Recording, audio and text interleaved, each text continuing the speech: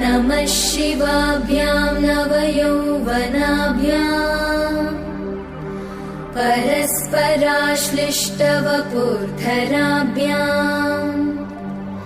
नगेन्द्रकन्या वृषकेतनाभ्याम् नमो नमः शङ्कर पार्वतीभ्याम् नमः शिवाभ्यां सरसोत्सवाभ्याम्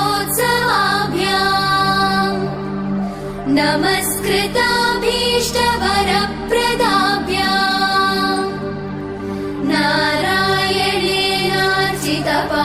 नारायणेनार्चितपादुकाभ्याम् नमो